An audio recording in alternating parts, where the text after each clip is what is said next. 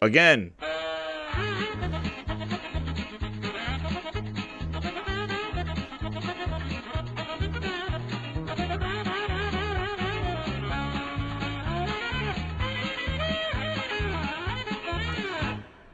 I think one more time. Oh boy.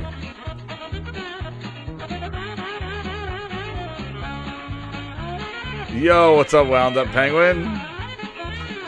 Yo, what's up, everybody? Late night show. It's the evening. Who's burning the midnight oil candle? Yo, Jesus. I was watching that trash-ass Giants. My God, the New York Giants. My God, oh my God, oh my gosh.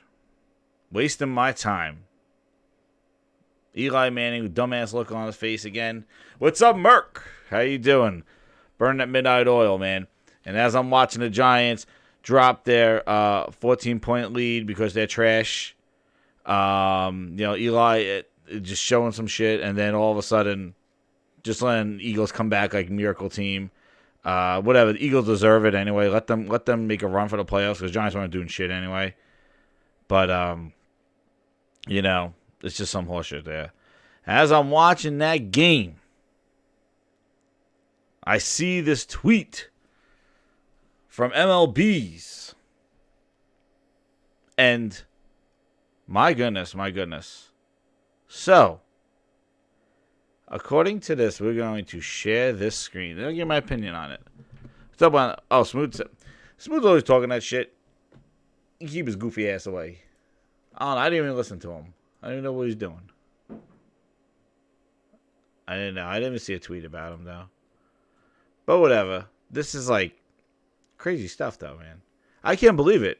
Like, I was in shock. Like, I'm sitting there watching the game and I was like, damn. But let's go. Let's show this. So, we got a new thing going on here. So, this as if nobody's seen this thing before. What the hell's my stream bullshit? Here it is. We're going to just share this display. And we're going to come over here. And we're going to see. Oh, wait a second. What the hell's going on? I had the article up. Hold the phone, grinders. Because this is some craziness. Yeah, so I was finishing watching the Giants game. Of course, it went into overtime. And, yeah. They just marched down the field. The Eagles scored a touchdown. Wonderful. So, yeah, here we go. So, this is what came out in Twitter land. And I see people going crazy about it, too. And it was like, it's really insane. So, the first thing that popped up about it is that Sony extended the deal with MLB The Show. Now, since I've owned the PlayStation the last few years, I bought MLB The Show, I think, each year. I did buy it. I bought it digitally this year. I played a few games. I played the Home Run Derby, things like that. It's a great-looking game. The online is kind of busted. I haven't really played it online, but it's an amazing-looking game. It really captures the sport. I really loved MLB when it was MLB. I played it on the Vita like all the time. On the PSP, I mean. So, actually, when you see this, it says that San Diego Studios announced a multi-year deal, multi-platform video game partnership. And so you think that they extended it, right? So then you look at the next paragraph, and basically it says MLB The Show, for the first time ever, into additional console platforms beyond the PlayStation platforms as early as 2021. Complete details will be announced later. As you know, MLB The Show has been a PlayStation exclusive. And as I've always said, exclusives are the main reason why you buy a console, right? Not saying that this, some people did buy PlayStation for baseball. I'm not a huge baseball fan, but it was an exclusive. And if you saw it put in your exclusives, and this is actually crazier than what Microsoft is doing. Because this is still with Sony Interactive Entertainment and a Sony first-party studio making a game for other consoles. It doesn't say MLB The Show is going to PC. It says additional console platforms. Now, they did not confirm whether it's Switch Xbox or just Switch or just Xbox. They just confirmed that it's just coming. This is all we have right here. But Sony's losing that exclusive. Now, as I said, if they continue, and then you hear this rumor with Horizon Zero Dawn going to PC. Now, that is not as impactful as something going, as I said, day and date. If something going day and date, it gives the option to purchase it somewhere else. It reduces the demand for the platform. Now, in some instances, maybe somebody would want to buy a Sony platform to buy the baseball game in 2021. Now, they could play it possibly on a Switch and not go buy a PlayStation, or play it on Xbox and not go buy a PlayStation. That's the risk that Sony's taking with this. Now, how this happened, who knows? But it's really interesting having a first-party developer. This is almost like their version of Minecraft, which that's what I was kind of looking at it as, because earlier today, Microsoft announced that Xbox Live will be needed to be using on Bedrock, which is for the new version of Minecraft. But that's the first time they're allowing. Remember, he was saying like they didn't want Xbox Live on there. That was the reason why there was only Minecraft that wasn't cross-playable. Now, today, as of tomorrow, it's going to be that.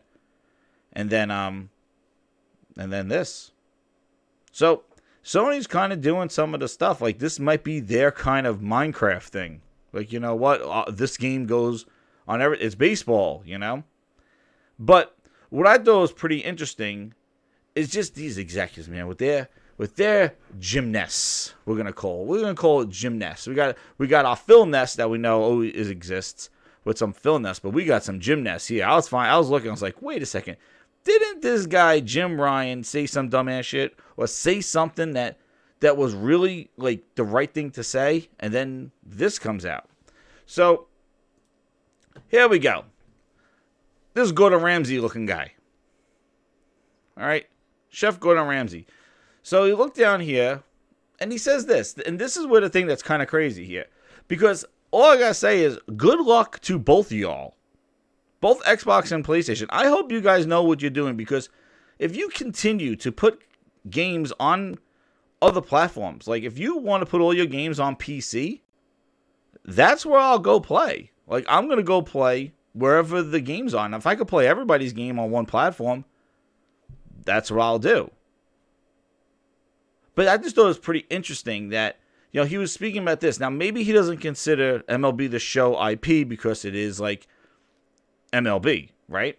But he goes, speaking about putting the games day and date in PlayStation Now, and how the difference is between Xbox, where they're putting their games in the service, and PlayStation is putting their games in there. And I got another little thing I want to add too about this actual announcement. But he says this basically. But certainly right now, given how some of these first-party IPs are incredibly special and valuable, we just want to treat them with amazing care and respect, and have those launches be clean and pure and multi-platform. He doesn't say that part. But, okay. So I guess you're treating it with some respect. I think MLB definitely had a lot of say in this, and I think Sony basically, this is my opinion, I don't know if this is fact or not, I think Sony was basically, hey, the MLB license, we will take that to somebody else, and who, like maybe EA or somebody like that. But if you want it, you just have to make it for everybody, because we want to put MLB everywhere. Like, it is crazy. It is like a huge sport, even though some people might like it, some people might not like it, to be locked away on one platform, right? So for them, they're probably like, the Switch is selling like this. It'll be great to have a baseball game on a Switch, not RBI Baseball. We want our game there, But since you make it, it's, we want it elsewhere. So do you want the deal and want our license, which the license is worth a lot of money, to continue to make games exclusively? Or do you want us to go elsewhere? And probably, who knows? That could have been it. And maybe MLB wanted it everywhere. They liked their game everywhere. Maybe they didn't like the sales of the show. I don't know.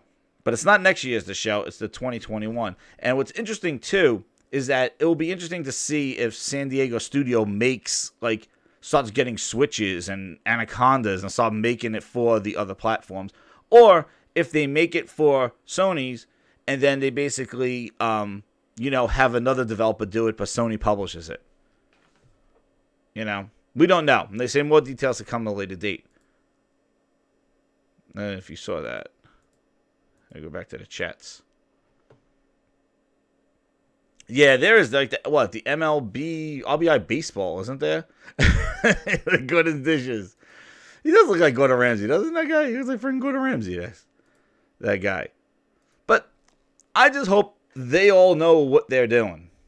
And we'll see. Like if this, because the other thing that's been going around too is that it's like this is not the first thing that's going to happen. And like I said, if Sony goes the way of Microsoft, then PC gaming it is. I don't mind. Microsoft, like I said, Phil Spencer put me on the platform, on the PC. He made me see what PC gaming's like. And if PlayStation keeps me there and puts their games on there. But again, I still think that going that whole route as of right now, which I see a lot of people kind of going, yeah, it's over, woohoo, like serious though, like not joking, or I don't know, just trolling, I guess, because people troll back and forth about the whole Xbox Live, like, hey, Xbox Live's going on PlayStation, what's next? But now it shows there's the potential. Now, if Sony starts doing this with other IP, which the thing is like, and I say this all the time with Xbox, if you go put your IP on other platforms, then how are you going to sell that console? It is going to make it harder to sell if you're putting the games that bring you to that gaming platform on other platforms day and date. Yes, you could call it options, and maybe they don't care, but the problem is that they're a lot of money, these consoles.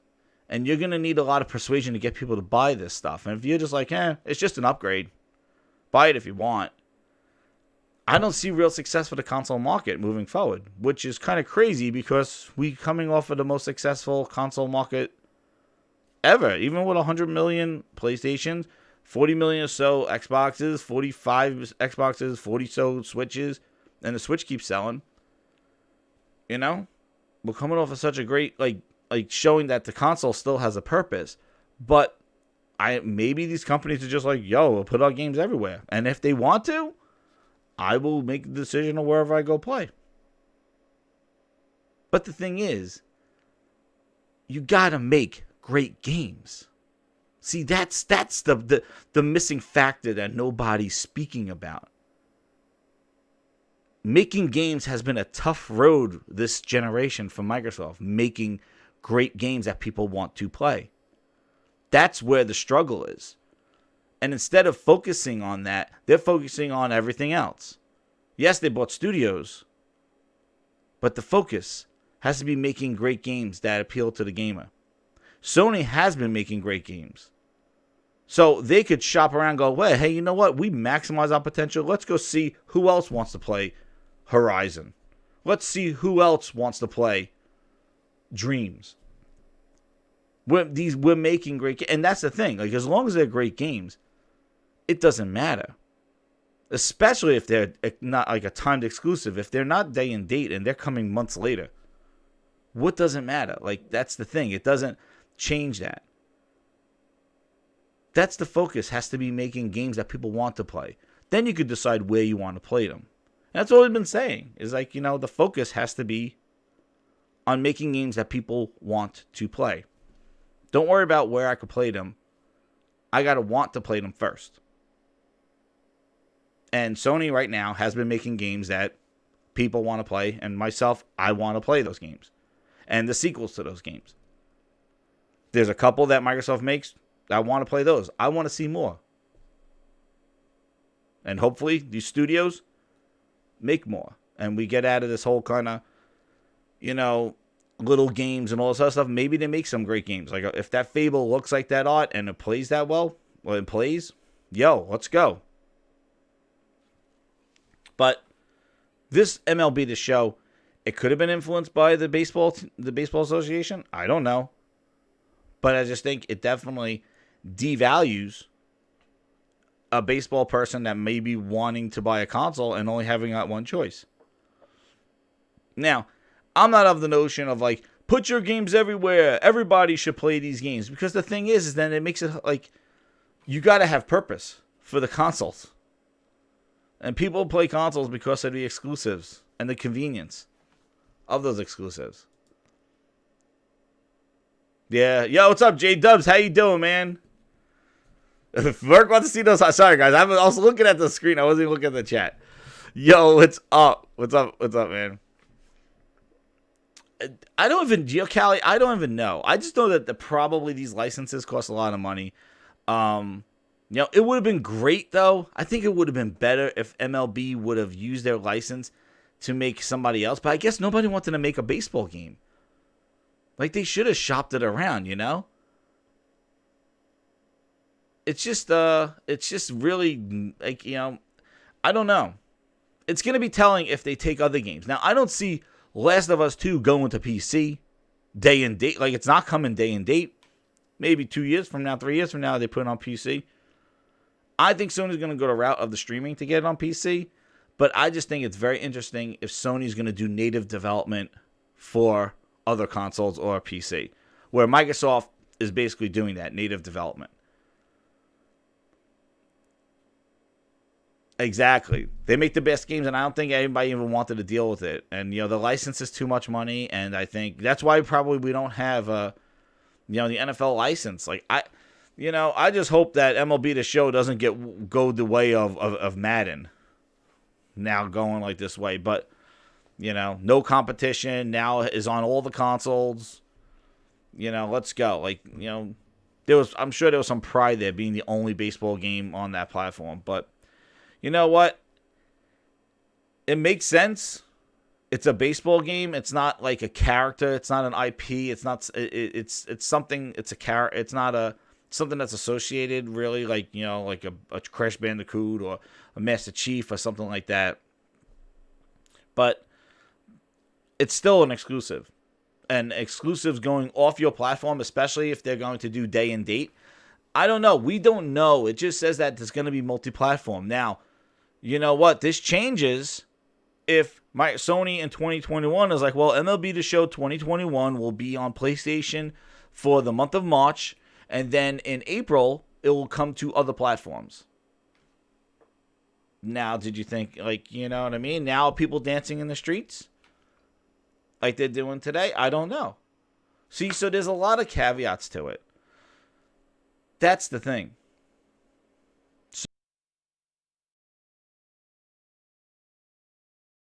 2-month exclusive. Spring training for MLB The Show 2021, and then it's coming to the Switch and Xbox, when the season starts. And then Sony gets the advantage of they get the month or so exclusive of the game, so people drive to their platform for that, and then people who don't want to buy the PlayStation or whatever do it, just stay on the Xbox and get it a month or so later. Could be timed exclusivity. It doesn't say day and date. It just says it's coming to other consoles as early as 2021. So we'll have to wait and see if Sony uses them making the game as leverage. I think they chose between the worst of two evils not to lose the MLB license and keep it and extend that deal, and willing to put the game on other platforms to keep that deal with them, rather than giving up the MLB license to another developer or another studio. I think that's where they made the decision going, you know what? I'd rather keep that big money MLB, keep that with us. We'll put it on other consoles. More to come later. But it's very shocking, though. It definitely is. And, depending on how Sony handles it, if they go day and date, everybody's getting it on this day, I'm not going to lie, it devalues the platform that, if people wanted to buy a pickup PlayStation for baseball, now they can pick it up where they are. Now, to the extent of this type of development from Sony, it kind of goes past what the Gymnast is talking about. Like, he's like, we value one clean and pure and, all this stuff for our exclusives IP. Let's see if he puts his money where his mouth is. Because I think the biggest fallacy of this whole thing, if you want to relate the Gymnast to the Philness, is that Phil basically just said, it's all going. All of it. He pulled a Han Solo going, it's true. It's all going everywhere. All of it. Up front. When he had none of it.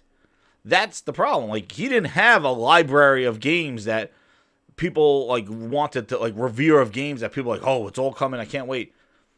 You had, like, 2 studios, and now you bought some studios, but you basically committed everybody to say, it's all going into services, and, it's all going.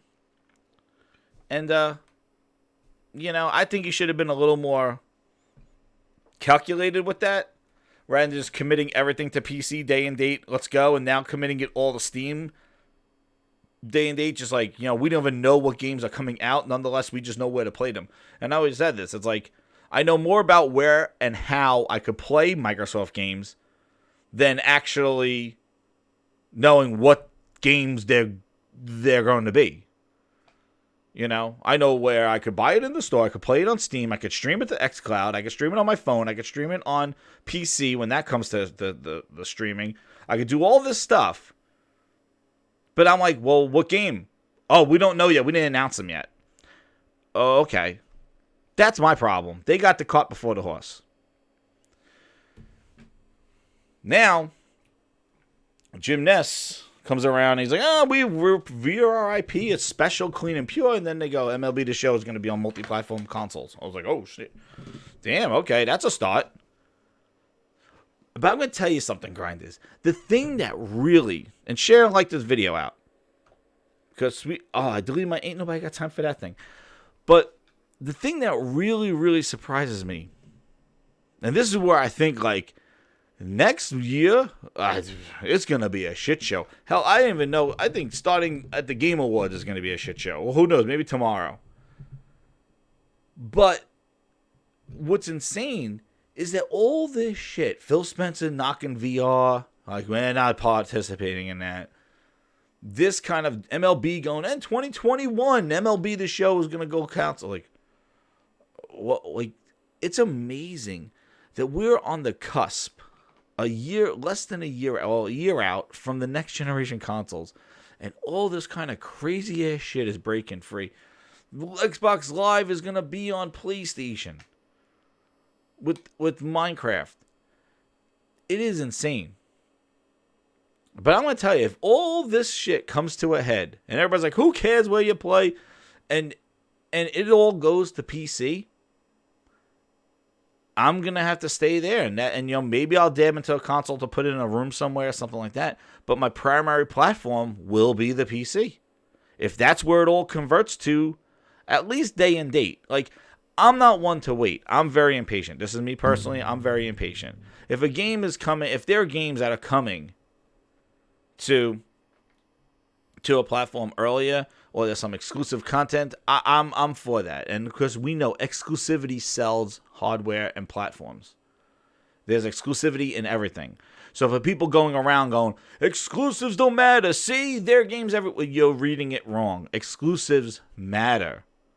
Exclusives drive sales, like drive platform sales. If your iPhone 5 did the same thing the iPhone 6 did, and the 7, and the 8, and the 9, and the X, and the 11, and 12. If they were just doing the same thing and they were just putting numbers behind it, no. There's exclusive features. There's exclusive apps. Apps for like phone. Oh, well, this phone, this photo app could only do this super night vision on the iPhone 11. The processor allows the photo app to really process these photos. To you know what I mean? That's the thing. Like, those matter. PC gamers, exclusives hurt PC games. Because PC gamers, I think, playing one. And now, again, I don't have a legacy of PC game, like a background of that to speak for that. I don't have a legacy of PlayStation stuff. But I've been with Xbox for a while. I had a PlayStation 1, and I was in the old Nintendo stuff. But I could tell you, with PC gamers, exclusives force PC gamers to either wait it out if there's a game going to a console, or buy the console to play that exclusive game if they really want to. Because there are so many different types of games and options, what I'll say, for a PC gamer, that, you know, exclusives did, you know, it matters to PC players as well. Because guess what? World of Warcraft, you know, what is the other game? I don't even know half these games. World of Warcraft, what is the, you know, not Age of Empires, those Pillars, all those friggin' games. World of Warcraft, Dota, they're exclusive. They didn't go to consoles, but people play them on PC. That's the big thing. So exclusives do hold water on PC, you know? And some of these VR exclusives that might be there too. Yeah, I know, Hamana. You know, Jim did say League of Legends. Yeah, League of Legends. There's the other one. Yeah, League of Legends is big, and then there's, I had the World of Warcraft, I know that, but yeah, StarCraft. Exactly. You can list all PC exclusives. Now, granted, they're not new. Team Fortress, they're not new. Well, Team Fortress, yeah, Team Fortress 2 with the mods and stuff like that. But like, they're not new games, but they're games that people will buy a PC to play. You know, so they're exclusive. They haven't been anywhere else. League of Legends is not on consoles. You know? So exclusives do matter for PC guys, but it's not like the new hot, like, next-gen exclusive that maybe, you know, like what Crysis was. Remember when Crysis came out for PC? That was like, you know, you're like, I build your PC for that. And there's always those kind of games. I think Cyberpunk might be the next one. If Merc's still in the chat, he's not sleeping, but he's hyped for that. But, like, that's going to be the next thing that push the PC kind of to the next level. You know, build your PC, upgrade your graphics card, stuff like that. And Jim did mention, yeah, Hamana's right, like, Jim did mention about some games, like multiplayer games, will go everywhere. Yeah, there's Merc, there he is. Like, he did mention that some multiplayer games will be going to, you know, some games. But, like, multiplayer games. But I just think that, and some of them were it was like a little trinket game and stuff like that. Like, it's just, I forgot what it was. They published a game. It was like, not No More Heroes. It was like, Little Heroes or something like that. It was like some sort of like top-down kind of, what the hell is it? It's getting late. It's like a top-down, like, rogue fighter type thing. But exclusives matter, okay? Like, we know that. They got that, yeah. You know, for people to be like, well, it's just baseball and all this other stuff, it matters though. Like, exclusives coming off. What's up, the Coon? How you doing, man? But like, we'll see what this Jim Ryan does, man. If he's some Phil Ness on there, where he's like, all games everywhere and stuff like that. But the problem is like, when they said about what he does, his job is to make people go from the PlayStation 4 to the PlayStation 5. You know, that's his job. He can't lose those 100 million people moving over. That's his ass.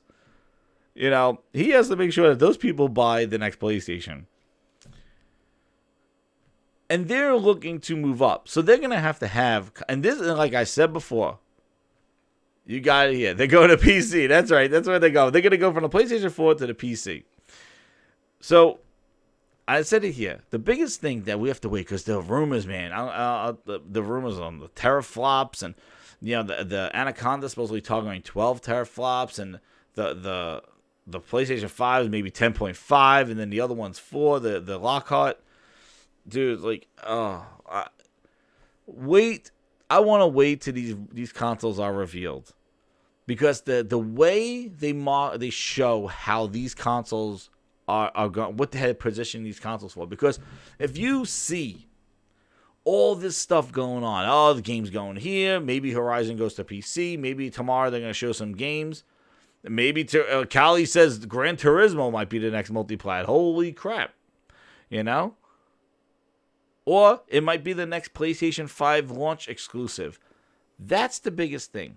My biggest thing is to see, is the next-gen consoles going to have exclusives for that generation? Is there going to be a Project Scarlet Lockhart exclusive game?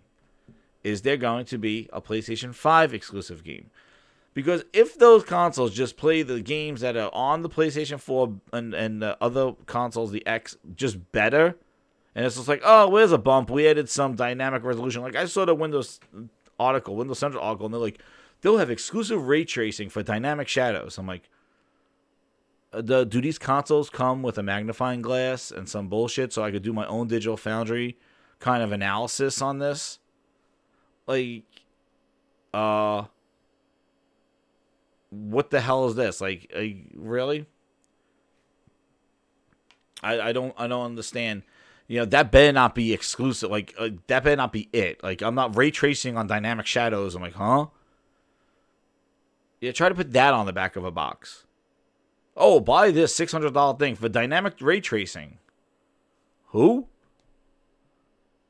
So, they need to have games targeted for those hardwares. Like, they got away with it with the Pro and the X not having a game that's made specifically and having that type of exclusive, and they made it very clear that the Pro and the X will not have exclusives. But they got to make sure that next generation they both see it. And if Sony goes, here's our PlayStation 5 exclusive game, that's where we're going. If Microsoft goes, here's our Scarlet one, I'm interested. But they have their games day and date on PC, so there's a caveat there with Xbox. Because, again, Phil Spencer just opened up the floodgates. You know, he wasn't calculating and stuff, you know. Is he an honest person for doing that? Is he desperate for doing that? I don't know. But he just committed it all to Steam and it all. It's all going. In a subscription Game Pass, too. On top of that. Sealed with a kiss. So there's always those caveats. And he already said Halo Infinite is everywhere. Okay? Now, and Eddie T, I agree. All games everywhere would really homogenize the industry. I agree, it would. But the thing is that it won't allow for competition and differentiation. You know, you could say, why didn't this industry harmonize after Sega went out of business? Why did this industry harmonize when Nintendo was just struggling with the 64, just not knowing what's going on? And why did Microsoft get into the business if they could just harmonize it? Like, there was essential competition. Same thing. Why don't we just harmonize phones? Why do we have two operating systems? Why is there Android? Why is there Apple? Why can't there just be one? App developers, I'm sure, just want to make one app, not have to port it over to Android. You know, why don't they just harmonize that? You know? Hell, why don't we harmonize just TVs? Why can't this be one brand of TV? Why has it got to be a Samsung, but then LG, and what? They're the same size, and they both do HDR. Well, what's the difference? Why? There's a Samsung down here, and there's an LG there, and there's a Sony there. You know what I mean? There'll be no identity. They have to. As much as you want to harmonize that, the thing is that it loses its identity and the internal competition. And when that happens, you get Madden. You know? You get Madden. You get Monopoly. I'm glad you love your LG. That's it. Let's see. Brian V says, but isn't the MLB pulling this under Sony? See, I said that before. I think this can, and again, to the scope of this, we don't know. I don't know. We don't know if this is is this the floodgates? Are they willing to put other IPs on other consoles? I don't think so. From what Gymnast said, you know, where we respect our IP, we're not going to even put it in our PlayStation Now service because we want it clean and pure. All right. Okay. Well, maybe MLB, in this instance, given the license, Sony decided to keep the license and extend the deal and continue making the game and keeping that to them and committing that we'll put this on other platforms. Again, we don't know what consoles they're speaking about. Obviously, they're probably talking about Nintendo and Sony, and they're all like, oh, it's coming to the consoles. But we don't know if it's going to be a timed exclusive. Sony still plays that game. Phil used to play that game. He don't play that game anymore. Sony still does that kind of cutthroat stuff. Just look at that Final Fantasy VII leak. They just leaked the friggin' screenshot. PlayStation exclusive until 2021 March. Sony got a year exclusive on Final Fantasy VII Remake. And who knows if it's going to Xbox in a year. Maybe it goes to PC in a year. All knows says that's exclusive to 2021. We'll be a next generation by then. Sony still plays that. Now, if Jim Ryan doesn't do that, yeah, maybe it goes to Stadia. That's right, it goes to Stadia. You know? Maybe Sony, like I said before, maybe Sony says MLB 2021 comes out during spring training, and for the other consoles, it comes out when the season starts. They get like a month exclusive because they're developing it. We don't know. Sony could use that leverage. They're still making the game. But if they do a day and date, we can't deny that it's an exclusive that was on PlayStation that now has lost the lust of the desire of that PlayStation having exclusive baseball game for the season. And, you know, some people like baseball, some people don't. But it could have been a valid reason to get a PlayStation. And if they do it day and date with 2021, in the year 2021, we don't know where the hell gaming will be then.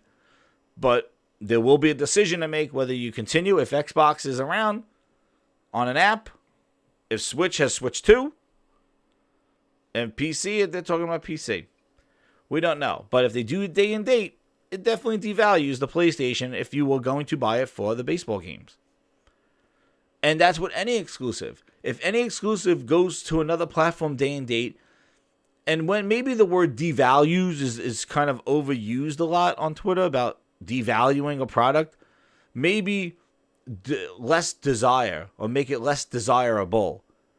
Not devalue it, not that it becomes trash, but the fact is that it becomes less desirable. And why does it becoming less desirable matter? Well, if it's less desirable, then most likely it's not going to sell that much. Now, if it doesn't sell that much, then developers will be willing to not develop for it or possibly skip over it. And we've seen this in instances with the Wii U. We've seen this in instances with the Xbox One. That devs can make an easy decision. Indie devs, big devs. And you know what? Not the big publishers, but maybe those other ones. We'll give you 6 months and then we'll make it on PlayStation. We'll make it on Xbox. Because the install base is not warranted enough for us to, you know, put in that manpower. You know? So there's different aspects of that. That's where it impacts. And then as a gamer, you wonder, like, hey, why is that game not coming to my platform? Well, you know, they said that it's going to go here first and then maybe it'll come to yours. And I've heard that too many times as an Xbox owner. You might get it. We don't know yet. They said it might come. But first it has to go there first. Hell, Microsoft is doing that to themselves with Gears Tactics and Flight Simulator. They never confirmed when that game is coming to Xbox. They're like, yeah, we might put it Xbox. It'll take some time. He said on the IGN article, with the IGN interview. So, really, the thing is that Sony, I hope they know what they're doing. And I don't know if MLB, you know, strong on them to do this stuff. But it is a ding in 2021 to them. And if Jim continues, if they come out tomorrow and go Horizon's going to PC, I don't think that's as impactful. But I do think that it opens up the door. And what it does, excuse me, for PC gamers too, is like, wow, well maybe when Horizon 2 comes out, I don't have to buy a PlayStation 5. Because Sony will probably put that on PC like they did with Horizon 1. And that's where you start creating that public perception. That perception that Sony's making games for PC. I don't have to run out. This is not a must-have. And exactly, Glenda. That's what I was saying. When he was talking about IP, MLB is not, I don't think they consider that an IP. Even though they would put it in their little, like, blades as, like, they had a baseball player and stuff. It's not a character or something like that. And I said that before. Like, it's not a character. So when he's speaking about IP, obviously he's not doing that. But it is an exclusive, and I just think it's very interesting that they're putting it on other consoles. How they do it, do they publish it, do they develop it for a Switch or for an Xbox? We will see. Do they make it a month only on PlayStation for a month and then put it on the other consoles? You know, do a 2-week release, a month release only on PlayStation, then do it and play that game a little bit? They could do that too. We don't know. We just know that they're willing to put this game now. It will be coming to other consoles. What consoles, we don't know. How, we don't know. Who, Sony, are they going to make the same developers? Are they going to port it over? Is the PlayStation 1 going to have some features? Who knows? But we'll see. I don't think they're opening floodgates yet. I don't think Jim is as open right now. Jim Ness is not going to be as open as... crossplay will be cool, but they're as you know, their servers with MLB The Show. The other thing too with MLB The Show was that they would shut those servers down like every year, like the year after they would shut those servers down, which was really shady on Sony's part. Like they would just shut, like, 2018's out, 2017 servers are done. I'm like, oh shit. But their online was a little laggy though for that. I never played online. I played a couple home run derby, a season or so. That was about it. It was a good, puts me asleep a little bit. I'm not a huge baseball fan, but the graphics and just the simulation of it was just so amazing. And the animations, they're like the most amazing sports animations. You could put that in with like NBA 2K, but man, the animations in that baseball game are insane. They have that to a T. So, I just think it's interesting. If Jim's really talking about, they're going to have their IP clean and pure, be their IP, and then, stop putting games on other platforms. We'll see, because he seems kind of open. Like, a lot of stuff has happened since that whole, like, Sean Layden went down and Jim Ryan came on. Things have been changing, man. They changed the price to PlayStation Now, and that's my last rant, and I probably have to include this in the title. PlayStation Now. Since Jim Ryan has taken over, they've changed the model and they reduced the price, right?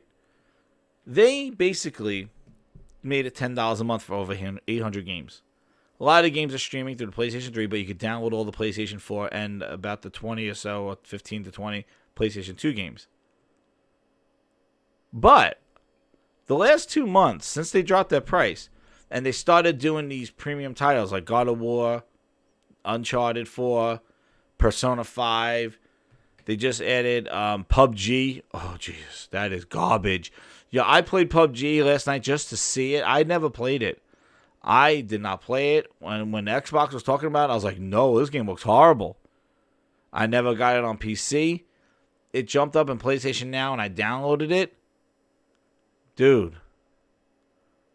The fact that people touted that they're playing hours upon hours of PUBG, with the way that game looks and the way that game plays, you need to get your eyes checked. My God, that game is just rough. It is like maybe 2-3 years ago. I can't imagine being it better than what it is now, because I thought it was janky back then. It still has pop-ups. It's still like the map doesn't load in. Like Fortnite looks like a next-gen game with its smoothness compared to PUBG. Just with the loading. Like it loads in. It's horrible. Horrible. And the fact that that was a point of contention 2 years ago when the most powerful console in the world was coming out. And they threw that game in like it was friggin' every Sunday morning cereal. Shame. Game was horrendous, so I deleted that. But that's my side note, and that is if I had my Ain't Nobody Got Time for That one, that would be playing right now. But I deleted that one, so I played Benny Hill for that shit anyway, because that's what needs to be playing when you're playing PUBG. You need Benny Hill going on, and I will not buy that for $1 because that's some trash. Yes, but rant incoming. This is what's going on right now at PlayStation Now. So, they've been putting 3 games in there, right? 3 games a month. And then they're tacking on a 3-month ticker on each of those games. Going, you got 30 months, you got 30 days, you got 90 days. That's right. Players Unknown Benny Hill Grass. That's right. Oh man, that's exactly what that is.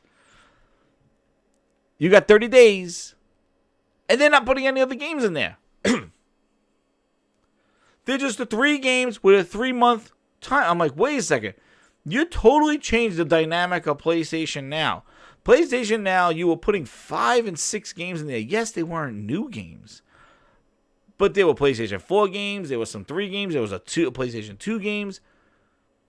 Now, you're not putting any of those evergreen games that they said. Because in the announcement, and I don't know if we could attribute this to hashtag Jim Ness, but in the announcement of PlayStation Now, well, let me go to this. PS Now drops price, right? I want to see exactly what they said because I remember reading this. And this is the rant I wanted to do about this thing because this is some horse shit. This is grade A horse shit.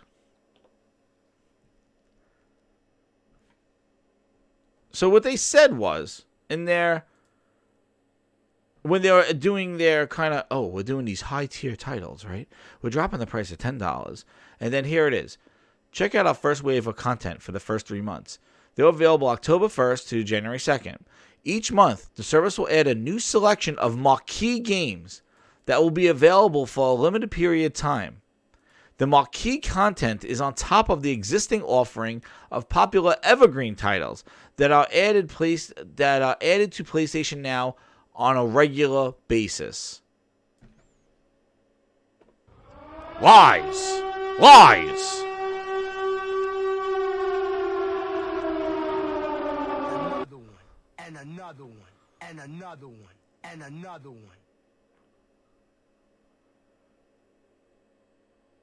Lies.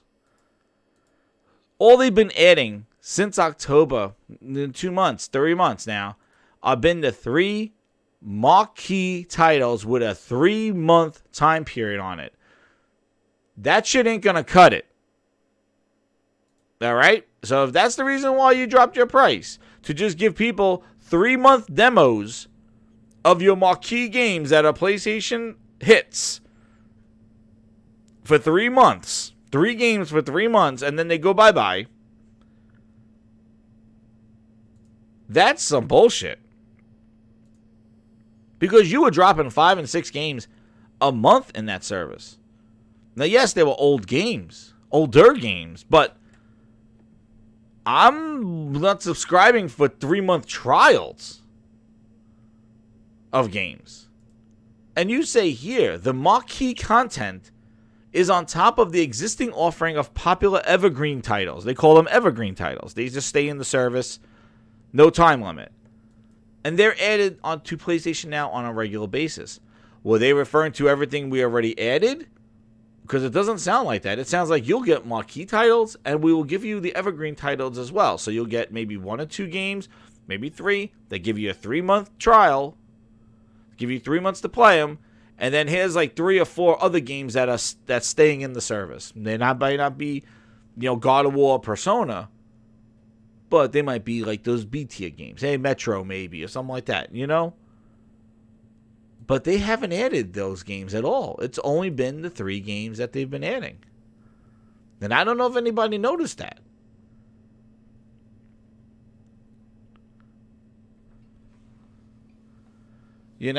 And in his article, Jim was like, well, we're not putting our gymnasts. He's like, I'm not putting my games in there day one, devalue them, and clean and pure, all that horseshit. Fine. That's fine. You got to do a double dip. Waterfall effect. Big blockbuster movie, then goes into DVDs and Blu-rays, and then it goes to streaming. That's fine. Because you get a different experience at each level. But this whole, here's 3 months of a game in PlayStation Now. I'm not subscribing $10 a month to play 3 games in 3 months. That's where Xbox is like, hey, our games are staying in there. Our games are. Other games might go in and out. But we're keeping our games in there. And that's that's better. Even though the games that Sony's putting in there, their first party, are definitely of a higher standard. Definitely a better games, like God of War. They even put GTA 5 in there. Yes, they're putting in good games in there. But I'm not a fan of the 3-month ticker on it. Now, we don't know after 3 months if they're going to keep a couple of them in there and back out the rest of them. Like GTA comes out, but they're going to keep God of War in there or leave Uncharted in there. That would be kind of shady. But I don't know. It's just something that I noticed. And I'm like, well, where are the rest of the games? I'm a hoarder. Give me all the games. I want to see everything I could play. You know? And the 3 games this month, PUBG, what the hell were they? Shit. What was PlayStation now? They did PUBG. Who did they do? They did. Now they're doing some good ones on PlayStation Plus, like Titanfall 2 and Super Motocross. But this month they did PUBG and they might have just done it for the holiday. And maybe in the end of January they don't do it. Yeah, they did. Last month was Persona 5, Middle-earth, Shadow of War, and Hollow Knight. Hollow Knight I don't think has a timer on it, so maybe that's a evergreen title, actually. Because I remember looking at it, I don't think I saw a trial on it, but Middle-earth does, Persona does. God of War, GTA, Uncharted have 3 months tickers on them. Second Son has it, and then this month they added PUBG and they added Wolfenstein: The Old Blood and Formula One Racing. There's 3, and 3 of them had the trials on them. The 3 month. So I hope they balance it out again. All about balance. All about the balance. The gymnast is flowing. People like that gymnast, baby. You never know, man. You never know that gymnast. It's lurking. That Phil Ness is rubbing off the gym, and Gordon Ramsay, gymnast is rolling. Exactly, Callie. Like, what the hell's that shit? Less games, less time, less money. Is that? I guess that's the way it goes, right? Well, and exactly everything that Sony's been saying has been, our IP is important. We're not putting that in Game Pass. So MLB is not their IP. Exactly, Brian. We got to blame Phil. They blame Phil. Phil Ness. He went over there. He pissed in their water, and now they're consumed by the Phil Ness. And now Jim Ness has it. He's like, our game's everywhere. And granted, you're missing out on so much money by not putting your game on Steam. And listen, like, and I think Brian was saying and stuff like that, and Glenn's, the thing is, if you put your games everywhere, you lose identity. That's the thing. So chill out with that. And I think Sony was balancing it. So that's where, we'll see what the MLB show deal is. It's pretty shocking. They're all losing an exclusive. It definitely reduces the desire in 2021, whatever gaming looks like then, to get a PlayStation just for baseball. But we don't know if it's going to be a month exclusive or it's going to go day and date on the other consoles. Maybe Sony has a perk. We'll put in all the consoles, but we're going to training, and then when the season starts, then it'll go on the Switch and Xbox. Who knows? And that could change the layout of this whole eccentric deal that Twitter's going bonkers on today. There's eccentrics everywhere. There's trolls. It's fun. Xbox Halo's going to PS4 and all this other stuff. But I really do think that Phil definitely wants his app everywhere. Obviously. Now, I don't think Sony is going to sit back and let Microsoft just kind of start putting their places everywhere without them kind of responding to that. That's where PlayStation now is showing they're showing it love and the price reduction and all that, putting better games in there, even though it's a little shitty now, so they better fix it with the last 3 months. But it's an approach. But this is a huge thing. Now, like I said, I went from Xbox, to play my games on the PC because I didn't want to wait for the X. So, and I stuck with, and then Phil just like, hey, we're still bringing everything to PC. We're even going to give you PC exclusive. So I'm like, oh, sure, Phil. I'll stay here. This is where your focus is. Sony hasn't done that yet. Sony's dabbing in the water yet. If they come out and they pull a full Phil Ness and he goes 100% Jim Ness, and just goes, yo, yeah, everything I said about clean and pure, I meant it everywhere. My PC says welcome. And you just killed your console. Yeah, right? If they put all the exclusives on the Epic, yeah, exactly. Sony launcher, put their games on the Epic store. And again, it's native stuff. Like the streaming stuff, I think it's a nice way of kind of recruiting people if you want to stream and say, hey, you like this game? You like the little taste? Well, come play the real deal here. And I think Microsoft's doing that to an extent. Maybe with xCloud saying, hey, you liked how playing Halo on your 4-inch phone is? Why don't you play it on the big screen? Come buy a console. But I think Microsoft's using their xCloud more as a way to reach third world countries, reaching other markets. I think it's going to benefit a lot of people who just want to take their games on the go and continue their games. I think it's not going to really grow that market. It's just going to keep the people who play on the console to just start, if they want to play it on the road or something like that in an extreme case. But it's really Microsoft's way of trying to reach the global market because, as you know, their console really is not moving globally. And they got to do something about that. And the mobile way is the way to try to achieve that. And I think that's the main focus of xCloud, getting it into China, India, over there, in Europe, Asia, stuff like that. Brian says, I think there's a big watching point for us Sony fans to see where they're going to move forward. Example, Persona 5 Royale still being exclusive to Sony, even with Nintendo and PC begging for it. Yeah, that's what I mean. Sony is still slinging that dirt. So I would say, this MLB The Show thing is pretty interesting. But again, knowing what Sony's been doing, the history of it, and when you have 100 million consoles, and this guy is like, we got to move to PlayStation 5 and get you over there, Sony's going to do more deals. Now, if tomorrow they come out and they show a whole lineup of games going to PC, they're going to say, okay, well, they're focused on PC. Now, again, I always say it's the day and date. Like, if Halo Master Chief coming now to PC, it's not a big deal. It was on the Xbox for those 5 years. Fine, put it on PC. It's the day and date because now you're given an option where I don't have to wait to play that game. I could play it on this device. I could play it on this device. Now it competes with your platforms. Now, if you say I don't care where you play, then that doesn't bother you. But as a consumer, it's like, well, that platform I don't have to pay for online. That platform I can play it better looking. And I can play it over there cheaper or whatever like that. Now that's a better option. And it consumes the other option of like, wait, I got to pay $500. I got to subscribe to you.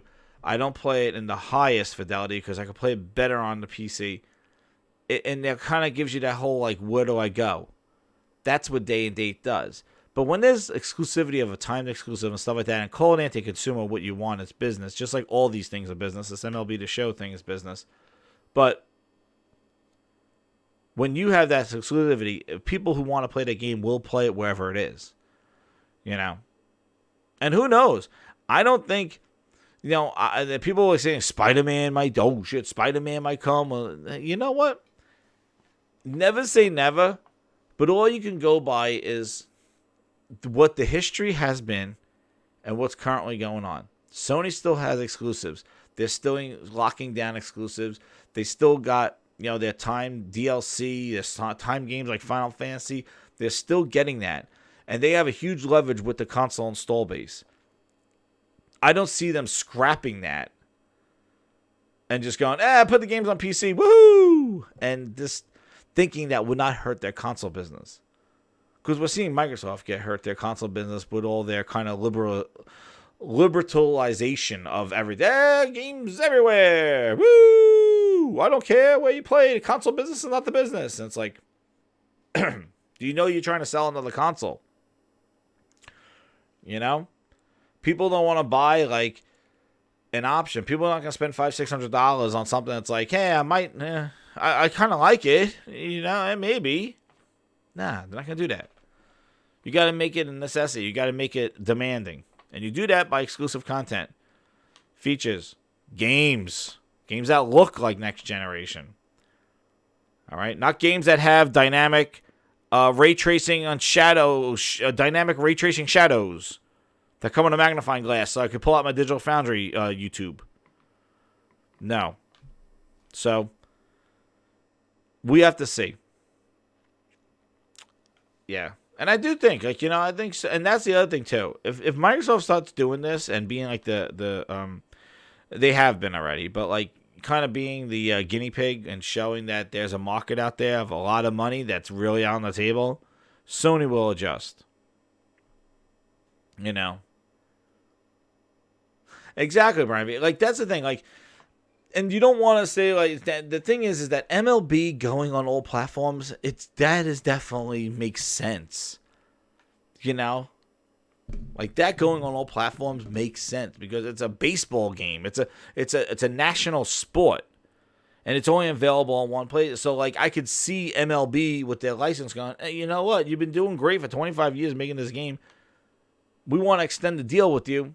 Why don't you put it on the platforms? And Sony being like, no, we're going to keep it PlayStation exclusive. And then MLB's like, okay, well, we'll bring it to EA and they'll put our game everywhere.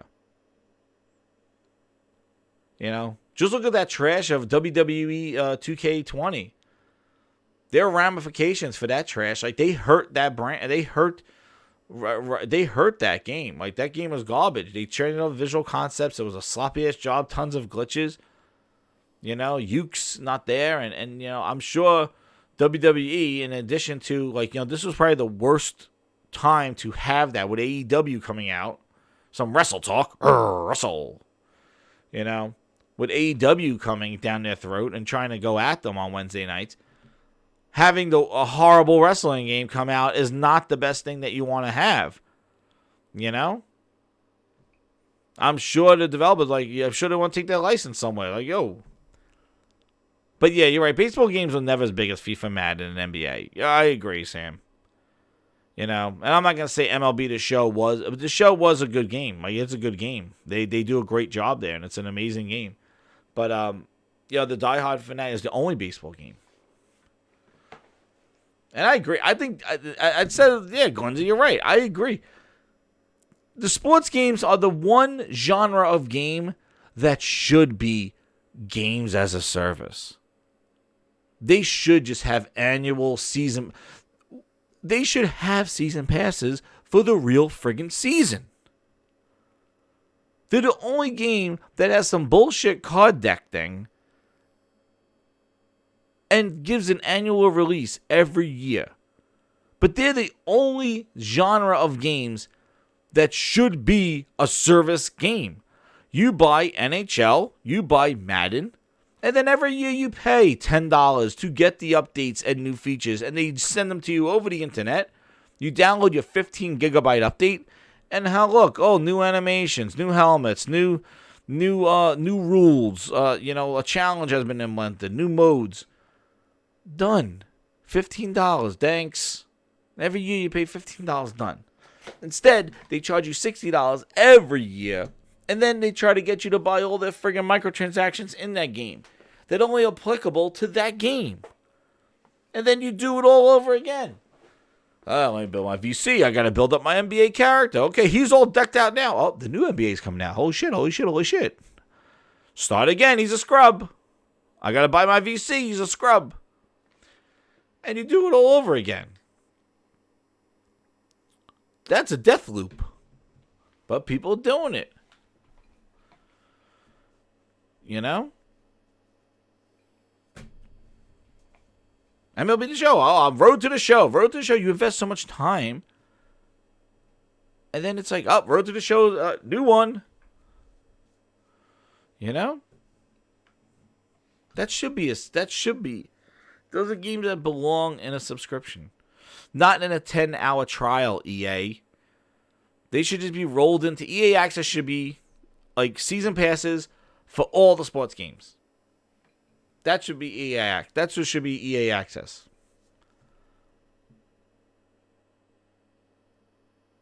But we'll see where this goes. But it is pretty shocking that it came out, and you know it is a little bit of a ding. Exactly. Bring over your character, Rice. Welcome to the grindhouse. That's right. Charge to bring character over. Charge it included in the $25. Or $20 gives you the features and updates, and then $25 you can bring your character over. And then you have the scrub league of people that just buy it. And they play against themselves and level up until they get to a certain level, and then you just keep doing that.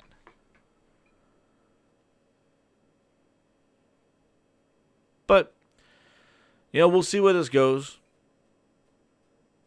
It was pretty shocking on what happened. And, oh, my stream's lagging. Okay, there we go. Oh, what's going on my stream? But yeah, it's a, just to say, like, exclusives matter. This is something that, was exclusive 2020. We'll see what they do with it in 2021. It's come to other consoles. They didn't say which and how and when and who's publishing. Who knows? Maybe they all put it. I just think it's, it's a start, man. And you know what, Glenda? That's another take on it, too. Like, maybe Sony just says, hey, there's no competition, so let's just give them the goods. Like, I don't know. I think it was more of MLB. I think MLB probably kind of said, hey, we'll extend the license if you are willing to put the game on the competing platforms. And Sony went with the double-edged sword, and Sony said, hey, we'd rather go with, the MLB deal and keep that license, and we'll put the game on other platforms. I think maybe if Microsoft was breathing down their neck, and Sony had, and Microsoft was at 199 million, and Sony's at 105, and I think if it was 360 time, I think Sony would have said, maybe they'll think something different. So maybe it was the competition. I don't know.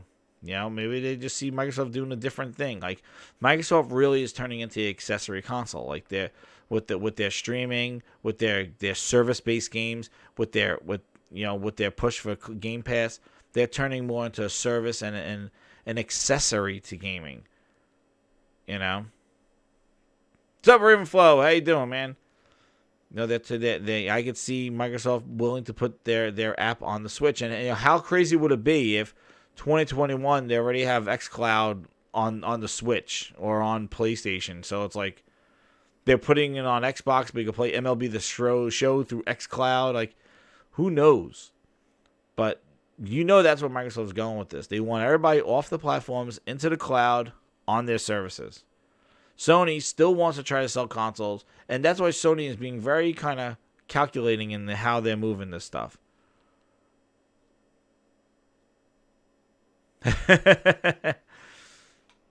That's right, man. It's been crazy. Sony hasn't said, like, everything's going to PC. Everything's going on Switch. Like, it feels like everything's going in Game Pass. Everything's going on PC day and date. Everything, That's right. Sony is dropping the multiplats. And and you know what? I look at it as, all right, this could be Sony's version of Minecraft. Speaking of Minecraft today with all that stuff going on, this could be like, hey, you know what? It's baseball. Put it on everything. This is all Minecraft. Just like Microsoft has Minecraft on everything. Hey, we'll put baseball on a Switch. That'll make tons. If he has the Xbox of interest. Side piece. Exactly. But Xbox is going kind of that way. Like, Sony's having, its domination, the console thing, and then it has, Nintendo, the Switch being more the mobile thing. Where is Microsoft fit into that? Are they competing to be the most dominant console? Are they competing to be the best mobile service? They're kind of like in between and trying to find their way. Yeah, that PS4, Xbox crossplay, and you need an Xbox Live account. Sony's willing to do it. So, it's going to be interesting. I definitely think we will see more next year, next generation, of more of these kind of crossovers and stuff like that. But the main thing is that they still need to maintain the identity, because if they just go full balls to the wall out there, everything's on PC day one, then I'm going to PC. I'm staying there. Give me my PlayStation launcher, give me my Xbox launcher, and call it a day. Cross-play has been pretty awesome. I like I said before, like, it was a great thing to do, but it wasn't the end-all or be-all that people made it out to be. Oh, cross-play, or you're dumped. You fail. The world is moving, and you're moving stagnant. Like, your bar are throwing out trash. Like you're not moving the industry forward and stuff like that. The thing is, crossplay, I think it's really cool, And I think it was a great to have, but I don't think it was something where it's like end of the world if you don't do it. That people made it out to be. That's right. They should have teamed up with Dreamcast. Right? So I don't think like it was the end all be all. But it's cool to have, and it really is cool that you don't have to worry about, where people play because you just play it. Even though there's sometimes where you think you're playing a PC player and they're using the keyboard and mouse doing some crazy shit. But it hasn't been as bad. And I've been playing a lot of Call of Duty, and I've been doing pretty well in Call of Duty, better this year than I ever done before on Call of Duty, and I'm loving the Call of Duty. I just bought the season pass because I had some like CP points laying around. I don't know how I got them, but I used them. Yeah, and I'm loving the Call of Duty. And Halo. Yeah, man. I love that. I'm doing that Halo. The Advanced Chief Collection has been, Halo Reach, playing that again. Those maps were iconic, man. I love Bungie know how to make those maps, man. They're waiting while hey, man, I didn't even know if people were waiting to hear. I was watching the Giants play Eli Manning for the first half, and then he decided to like take a shit in the second half. And then I saw this stuff going around. I'm like, damn. It makes sense with the MLB, but it is a ding. Like they all lose an exclusive, and it's not like, amazing. The thing is that it's not, and this is where I think it's incredibly scary on both ends, both with Xbox and with Sony and with PlayStation, that these are not the kind of things you want to hear on the eaves of on the year of a new hardware console release. Exactly. I think at halftime the coach went in there, and I'm jumping now back and forth. I think at halftime, he went in there. He goes, "Guys, we gotta get that draft pick. Just shit up the bed. Let the defense sit out there and get destroyed. Eli, just somebody taps you, you just flop on the floor like a bitch. You couldn't even run. Like the guy just like brushed you, and you just did a flop, a turn and a flop. Oh my god, that's where it went downhill. But I don't know what happened. A bunch of people, I guess the stream dropped or something. A bunch of people went to bed. I don't know, it was probably late. I gotta go to bed myself. But oh, sorry, that's what happened. Yeah, a bunch of people dropped out and came back in. But yeah, share and like the video, guys. I lost some of my soundboard clips. I gotta fix them. But yeah. So I just think it's really strange from both of them right now, hearing this kind of stuff. Like, hey, MLB The Show's gonna be everywhere on every console in 2021. VR. We're not focusing on VR for the next console with the power. Like, we're not doing it. And it's just kind of like, you guys know, that's why I'm so intrigued to see what the reveals of these consoles are going to be. What's going to be their identity? What's going to be their purpose? Oh, somebody said it. I'd buy that for $1. That's the thing. I really want to see the sales pitch for both of these consoles, or both of Microsoft's consoles and the one or two or whatever of Sony's console. I want to see this sales pitch because it is going to be pretty telling on how they present these consoles with all this cross-platform, multiplat, all this other shit going on, all games PC, service-based games, subscriptions. Where is the console going to fit in this world? Does it fit? Or is Sony going to pull the same shit like Phil Ness said? And that Jim Ness is going to flow.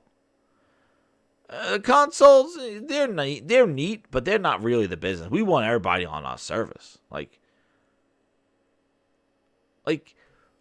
Where is the purpose of these consoles? Because, as I said, without the exclusives on these consoles, they would just be kind of like there would be no requirement to have, there would be nothing to have them, the exclusives is why you buy the hardware.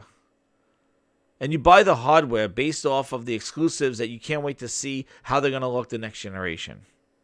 Maybe I'm old school, but you bought the Xbox 360 because you can't wait to see what Halo 3 is going to look like. You bought you're going to buy the PlayStation 5 because you can't wait to see what God of War looks like. The next Spider-Man's going to look like. That's the reason why you buy the next generation. All the other AAAs and all the other third party come along with the ride and get better looking. Madden goes retarded and basically takes off all the features that they built up and they give you a skeleton crew of a game. That's typical EA bullshit.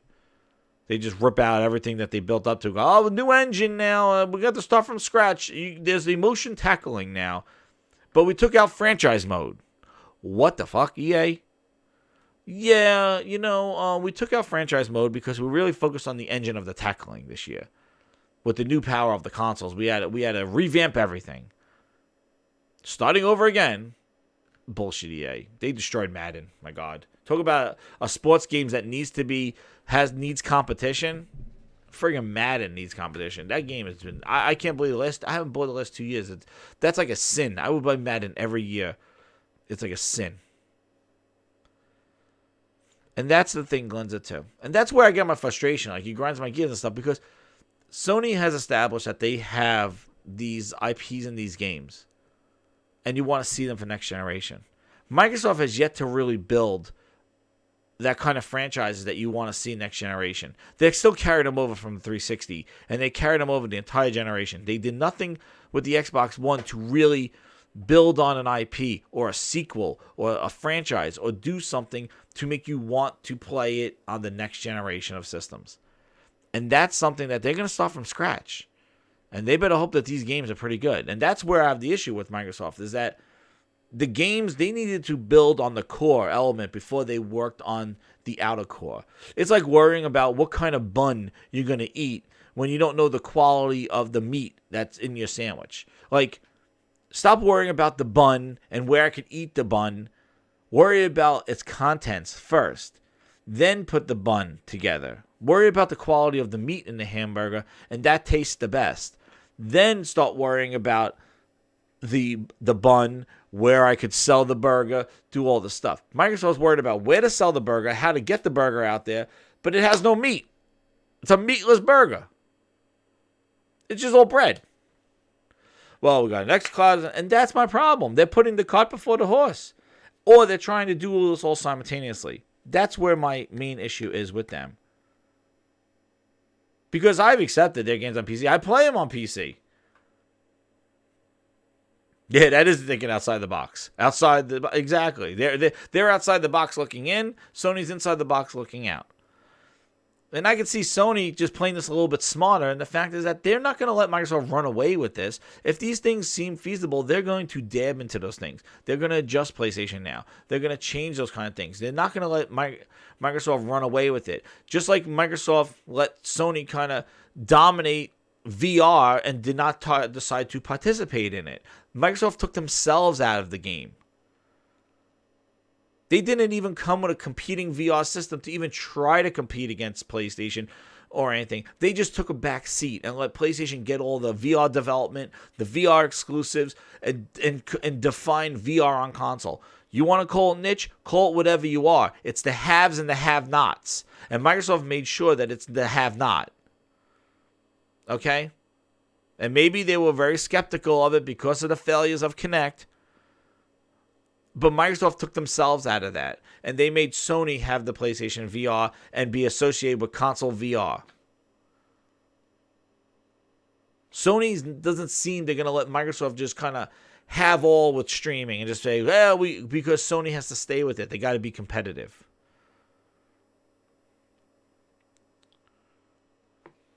So, exactly, Rainfall. They are restructuring. They got the studios.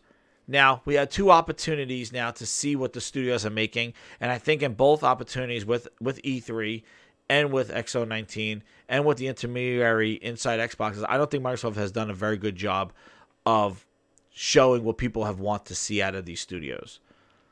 I keep hearing that I see their B teams, their passion projects, but we don't see the real meat and potatoes of what these studios are making. And if they're saving it all for next E3, hopefully it's not too late. And they can still try to crawl back into this thing. But exclusives matter. All right, and to see Sony making a baseball game, come back to the baseball game and put it on other consoles, whether it was the decision of the MLB, which I don't think this is a move that Sony is going to traditionally do. I don't think they go, hey, a lot of people on PC want to play The Last of Us 2. We're going to put that game on PC. I don't think Sony's going to do that. Microsoft has done it. Microsoft has done it with Windows 10, and when that failed, they've done it with Steam. Because you don't understand, with the Windows 10 store, and people jump around and just go like, this is hatred and stuff. The thing is that Microsoft had a vision with the Xbox and the Windows 10 store to be one uniform platform, with UWP making the games go synonymously between both platforms. They only like this. You develop it once, it goes on all the platforms and fits. Well, the failures of the Windows 10 store, which is still a disaster, that they had to come and try to patch it up by making another store called the Xbox store, which is where you get your Game Pass games. It's just tied into the Windows 10 store, but it pulls out the shit that you care about in the Windows 10 store. That's basically what the Xbox app does now. The Game Pass app, what do they call it? They call it the Xbox Beta app, which is great. It shows you your friends list, shows you everything you want to see. But the failures of the Windows 10 store, not able to change it, which they've been here, 4 or 5 years? Everybody's like, oh, just started. That change store sucks. It still sucks. But they had to do patchwork. Because that store failed, they had to put their games on Steam. They didn't just put Halo on Steam. They basically go, everything's on Steam. All our first party is going to be on Xbox, Windows 10, and Steam. And they committed all of it. Before even telling us what we're going to get, they already just committed their entire library to those platforms. Is it genius? Is it not? The success of Gears 5. Anybody? The success of Gears 4 on PC for the first time. Anybody? They're not the same gamers, and I just think that they're not desirable games. Halo Master Chief, everybody went crazy about Steam numbers, right? But when I was talking about Gears 5 and Steam, everybody's like, oh, Game Pass. Game Pass. That's why it's not selling. That's why nobody's playing it in Steam. Game Pass. Well, Halo Master Chief Collection's in Game Pass. Actually, the campaign is through Game Pass. So, what happened to Game Pass and 150,000 people playing on Steam? All of a sudden, that's a relevant number now. Look at it streaming. It displaced Fortnite. All of a sudden, those numbers matter. But when Gears 5, and I was talking about, hey, nobody's really streaming this game. Nobody's doing this stuff. Phil Spencer's vision was that by having his game on multiple platforms, on PC, on Steam, on Windows 10, on Steam, on Xbox, the game was going to get more legs. The game was going to be available for more people to play. Well, it looks like less people are playing it. It looks like less people even give a shit about the game. It dropped off the Steam. That wasn't the game for that market. That wasn't the game. It didn't work. But Halo, that hit. Halo Master Chief, Halo that. Now, is Halo 1 and Halo 2 and Halo 3, when they trickle those out to Steam, are those going to hit those kind of numbers? I don't know. Maybe Halo 3, maybe Halo 4. But I think those numbers were really high. They're really high because it was the first time in a long time, and Reach is kind of the culmination of all the Halo games. It was Bungie's last swan song. It was their swan song. And that's what happened. I played Xbox, and then Phil said everything day and date, free Xbox Live. Games will look better. I got a 980 Ti. I got VR because Phil Spencer said VR was going to come to Xbox. It never did, so I just stayed on PC. Then I got a VR for PlayStation, and then I got a PlayStation when Phil said $500 for an X with no games. I was like, I'd rather just spend $400 and get a Pro and play a whole bunch of games that I never played before. And that's what I've been doing. And I moved to the PlayStation, and I play my Xbox stuff on the PC. And if PlayStation says, hey, all our games are going to PC, woo, day and date, that's where it is. Then I go to PC, plug in my controller. And that's the way it is. A fan of what? I'm just a fan. I just want to play great games. I want to have amazing experiences. I want to use all my amazing headphones, my technology, my big screen, my projector. I want to experience games. I want to have a great option to play VR. I want to play interactive games. I want to play music games. I play everything. And just one wasn't doing it. And they haven't doing it. And they got to keep working on it. The problem is that they talk too much. You know?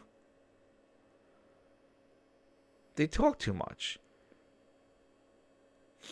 And that's the thing. When they just keep coming to all these things and talking about the future. And I heard it all before with Windows Phone and the Windows 8 ecosystem. And the apps work and they're coming. And we still support Windows Phone. And then Microsoft pulls out and they still make Nokia phone. I've heard this all before. And I had so much faith in them before. Because I was diehard. I was all in the Xbox ecosystem. I was a device knight. I was involved totally with Xbox and Microsoft. I bought Windows phones. I was the Surface Book. I had it all integrated and it worked. And then it just wasn't like, it never evolved. And they just scrapped it. And then they kind of just same thing with Xbox. And then that's where I just got bitter. I'm like, you know what? I'm done listening to your promises. Start putting the foot to the ground and making stuff happen. Stop telling me devs are coming, games are coming. That's what I heard forever. Staring at my Windows 8 phone, I can't control Sonos. Well, it's coming. Sonos said they might do it. Why? It's coming on the forums. We're trying to get the dev. You could download some bootleg. Why? And then it never came. Exactly. Well, that's why I said Glenza. That's why I thought it was pretty interesting that he shut down VR. And I said in my last show,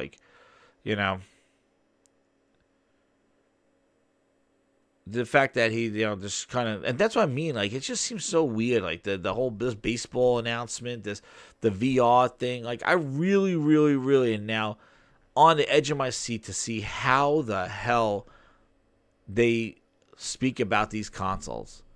And I really hope Microsoft doesn't kind of just throw their console into the whole scheme of PC. And it needs a focused messaging on what this console's purpose is, especially Microsoft, because they have been talking crazy stuff, with their games everywhere. They really had to re-justify the console. Sony is taking little baby steps in different directions, doing a little bit here, a little bit there. And I think they have a clear vision, but you never know. If tomorrow's State of Play starts talking about their games going to PC and here's a whole PC collect, anything can happen. Anything can happen. And we can't predict the future. All I know is what the sins of the past, what happened in the past and what's going on now. And, currently right now, with Death Stranding, Last of Us 2, Ghost of Tsushima, there's still a lot of life left into this console.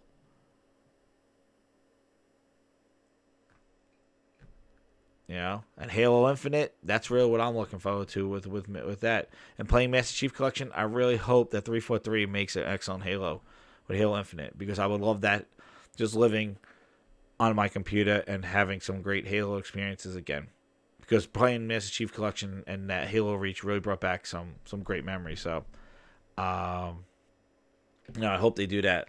So, and I hope they surprise me. That's the thing, It's not doom and gloom if Microsoft's like, hey, look at all this Fables, this and that and this. Look at this game, Perfect Dog and Congo, this and all these great games. And I'm like, woohoo! Sign me up. I'll go buy it. Console exclusive. Oh shit, really? Okay, well maybe I will get an Xbox. That's all you gotta do. Make some great games. If you want to put them exclusively targeted for the hardware, do it. Then I'll go buy it. If it's on PC, I'll play them on PC. It's as simple. I'm a consumer. I'm not no insider. I'm a simple, grinds my gears consumer. If I have the money and I like your product, I will buy your product. And I will play the games. Simple as that. Go where the games are. And that's all it is. There's no blues and greens and reds. Like, I have a preference now. My preference changed. It went from Xbox to PlayStation and PC. And the Switch. That's it. And until Xbox grows, and what just devastates me, and the reason why I do this stuff on here, what devastates me is just to watch the rise of what the success of the 360 was, and just watch them just kind of just devolve that into just like, hey, yeah, that was just a sham, like, that was just a cool thing, but we're never going to do that again. And, now it's just kind of the Xbox brand it's everything now. It's underwears, it's onesies. It's like, all right, man, just make some games. That was the core element. That's why the 360 was successful. Like, I don't think with that year start without any games, it would have even worked. Good. No hashtag Jesness. But, and just I rode that roller coaster of like, hey, they could do no wrong. And I didn't even think they did wrong with the Xbox One, man. I bought it day one. I bought two of them. And I bought one for my parents. And then I bought another one for my upstairs room. Then I bought two S's. Then I bought two TVs to go with the S's to have HDR. And then I basically was like struggling to see why these games look fuzzy on one of my TVs. I'm like, what's going on? I tried to sit back to see if I was too close to the TV. And then they keep saying, well, the higher resolution stuff. And I got a PlayStation Pro. I hooked up to the TV. I sat even closer. And the higher resolution of the games that I was playing, I didn't even realize it. The games were definitely noticeably low resolution. And I'm like, I bought these expensive TVs. Let me try, get a Pro on it. I'm not waiting another year for an X. And then when I put my PC on, it was even better. So, and that's where my preference changed. And then I would play these games on PlayStation and go, whoa, man, Uncharted 4. I'm like, I don't think I've ever played anything like that except Uncharted 2. And they just kept going. Then I played Until Dawn. I was like, wow, this is pretty cool. It's a unique game. Like, I haven't experienced anything like that on Xbox. And they just kept coming and coming and coming. Then the God of War, the Spider-Man was exclusive. Like, it writes its own story. So, that's my story. Like, that's what it is. And I just want Xbox to, bring some great games. And I'll play them wherever they are. And Sony, likewise. If Sony wants to bring great games to PC, a day and date, that's it. But it's honest. Like, I wouldn't talk an hour and a half if there was some fun, like, there's some narrative or some. What narrative? Play great games. What the fuck narrative you need? What am I doing? Running for campaign? Running for president? Narratives. No goddamn narratives. The only narrative is make me some fucking games and play them. And you have a preference. Everybody has a preference. And your preferences can change. But the thing is, anything can happen. I just hope these guys know what they're doing, and I can't wait to see what next gen reveals. And how they reveal it.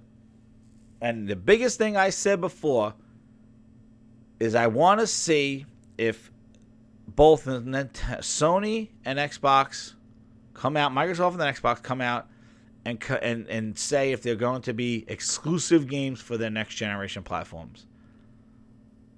If they're not, well, then we'll see. If everybody's like, yeah, well, everything's just going to look a little bit better, maybe I won't buy. Maybe I'll just hold off and wait for those prices to come down. And do it on PC. But we'll gotta see. But yeah, this MLB stuff, man, it was crazy. And they lost an exclusive. How they handle it, how it's marketed, if it's a month exclusive, we don't know. But you want to know what's crazy? Now I'm going to tell you. Jemiah hit it on the head. The PC is your safest bet. And I told you before, like Best Buy and stuff, PC gaming's on the rise. And as well as these consoles are doing, I do think that both of them still see the value in PC gaming. They want to kind of make it a cohesive experience. Microsoft wants to just be it together. Sony, I think, wants to probably recruit some over, but they do want to tease that. But you're right. It's the safest bet for PC gaming. And if they bring all the exclusives, both of them, so Microsoft already committed it, so I know where Microsoft is, PCs and Xbox. If Sony does it, then we go to PC. And it becomes the Grinds My Gears PC show. And we talk about the consoles. Nintendo's not going anywhere. Know that. It'll be the Nintendo show. But I don't think Sony's there just yet.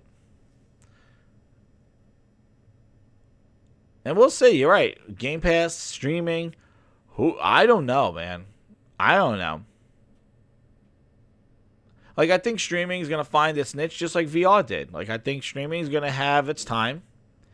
But the thing that I counter to that is that I think the hype of streaming needs to chill the fuck out.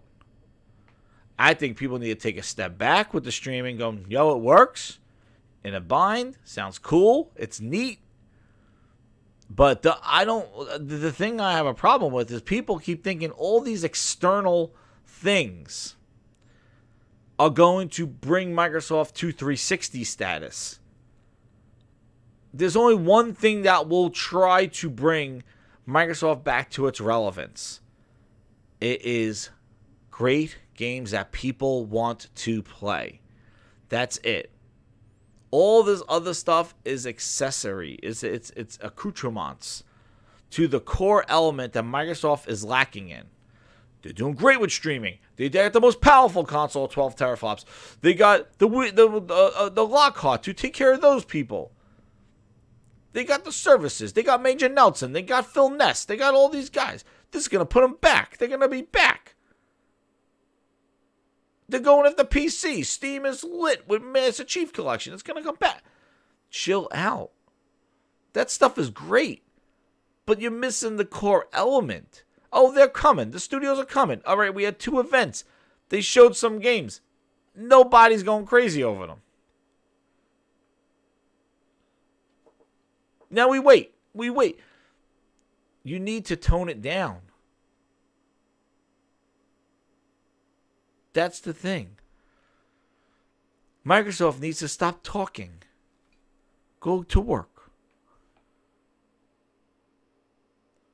Sony, it's scary and who knows. But like Sony remained quiet and still stayed a little relevant this year, which is friggin' risky as hell. So we'll see. I'm really interested to see what State of Play has tomorrow. Again, they're not really huge shows, but I do think it's going to be something where they're going to show State of Play, and then it's going to be something for the Game Awards. You know, maybe something shows there, it gets more gameplay to show at the Game Awards, more to come. Because Jeff Keighley did retweet about the State of Play. You know, and we'll see. I think there'll be Ghost of Tsushima gameplay. Maybe Last of Us 2. I don't know. But I don't think so. I think they're going to be about Ghost of Tsushima, maybe some updates on some of the games that are coming out. No next-gen talk, but they'll be quick and it'll be interesting. Maybe that Predator game looks better. It seemed pretty cool, but when it looked like it looked pretty bad. My friend played it, and he said it was pretty good. He had fun with it. I was like, oh, okay. But I don't know. You know, it didn't look that great. But we'll see. But again, it's a whole we'll see. But again, back to the whole thing. You know, from what Jim said, Jim Ryan, Gordon Ramsay himself. I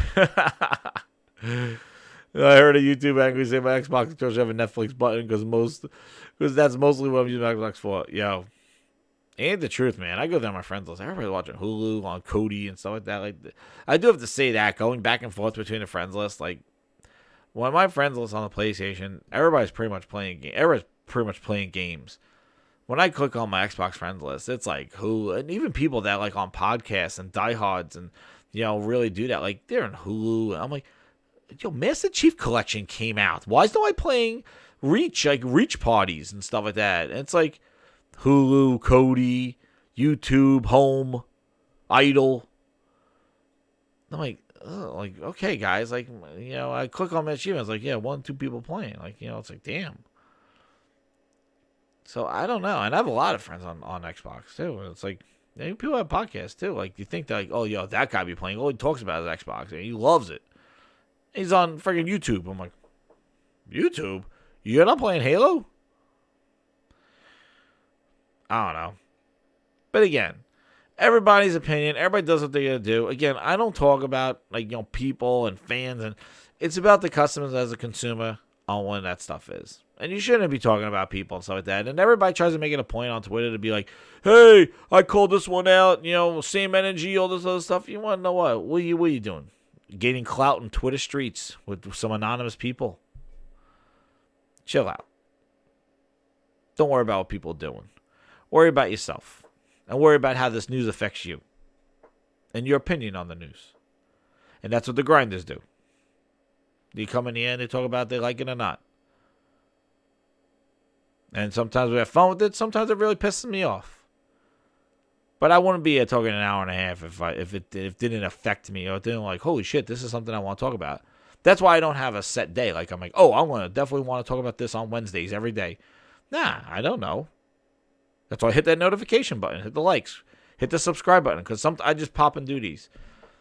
And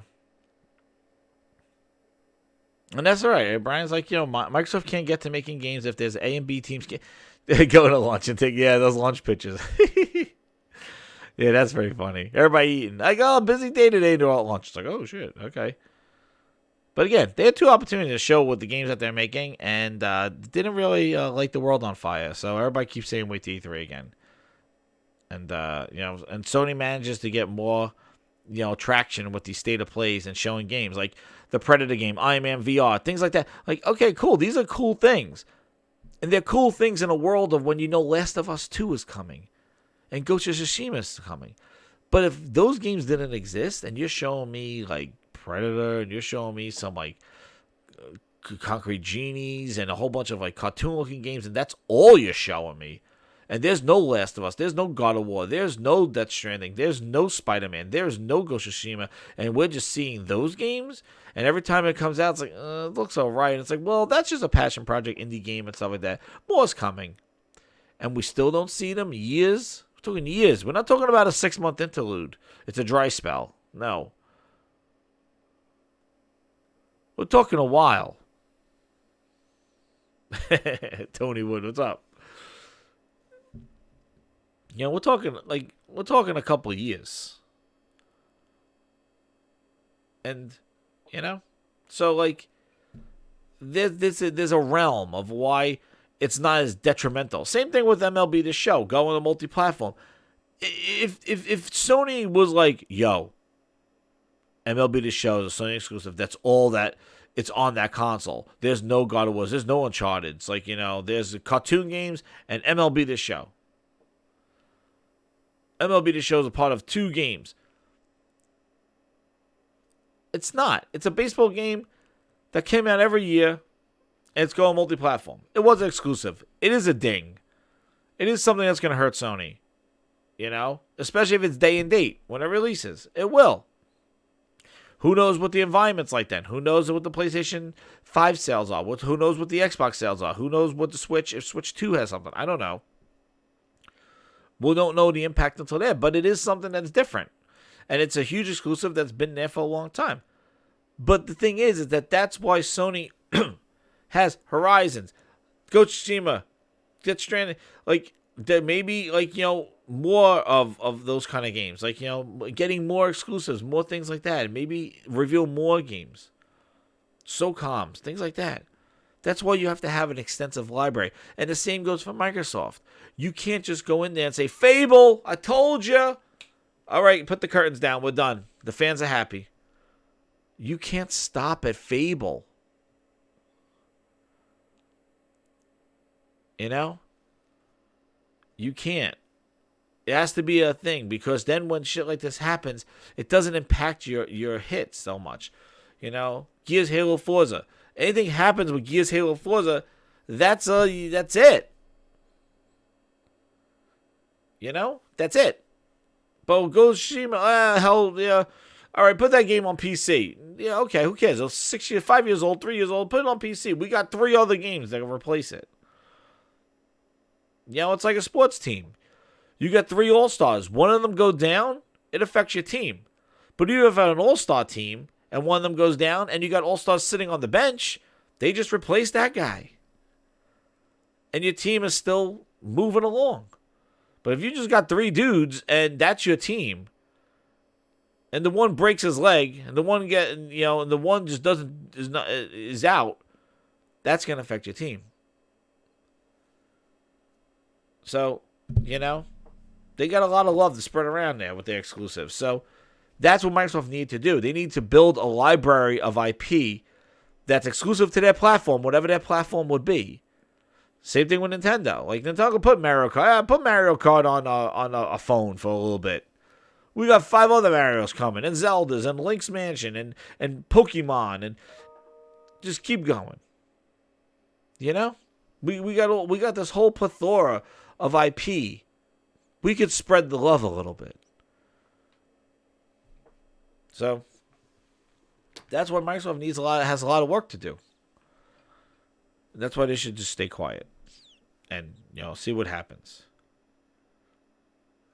But we'll see where this goes. But the thing is that this is not gonna get people to jump ship.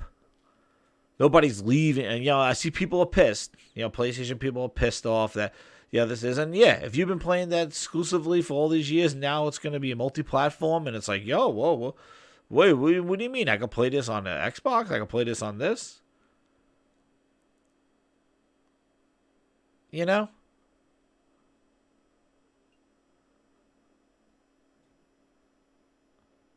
I can see where a little bit was like, whoa, what is this? Why are you doing this? Whether it was Gymnast, I don't know. The guy said, he goes, we want to treat them with amazing care and respect. Maybe he doesn't consider MLB an IP. I don't know. But it is his studio. It's a first-party studio, and they're making it. And I think it was more of just, we got to keep this MLB license, and they want the game on other platforms, and they're going to bring it somewhere else if we don't meet the demands.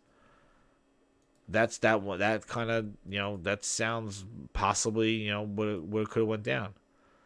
But again, we don't know the extent of this. Like, if this happens and then now we see a whole bunch of games going to PC or something along those lines, then we know this is a bigger fish to fry. This is a bigger thing. This is then going that way. But there's a lot of the Sony's going the same direction of Microsoft. This is where they're doing it. No doubt. I think Sony is definitely going to dab into the realm of what Microsoft is doing, but they're not just opening up the floodgates that Microsoft did so early without any content to experience. Microsoft committed everything to another platform, day and date, into a subscription. But that we don't know what they committed because we don't know what they're coming out with. So that's where the whole mystery happens. We know where, we know how, we know what to play. Like, we know where it is or how to buy them, how they're going to be distributed, what service they're going to be in. But we don't know what the hell they're going to be and whether we want to play them or not. And that's where the mystery lies. But with that, everybody, I want to thank the grinders for coming out. Yeah, it's late, especially on the East Coast. But I want to get this out there because I sensed a little Gymnast going out there. And, we're talking a lot of Phil Ness. And then I see Gordon Ramsay Gymnast going around. Talking about this stuff. I'm hearing this and PC. I'm like, whoa, what's going on here? And again, they go to PC. No detriment to anybody else, man. I'll go play it on PC. Cross play with everybody. It's the safest bet. But I don't think Sony's ready to just blow the lid off of everything just yet. But when they do, you adapt and move on. And go where the games are. That's it. That's the message. Go where the games that you want to play. You know? And if they're exclusive, they're exclusive. And go play them there if you want to play them there. If they're multiplat, they're multiplat. Play them on the device that you want. But there needs to be a balance. They can't have everything be multiplat. Then there's no identity. You can't have everything everywhere. Because if everything's everywhere, then why have multiple consoles? Why have, like, what is it? What's the thing? You know?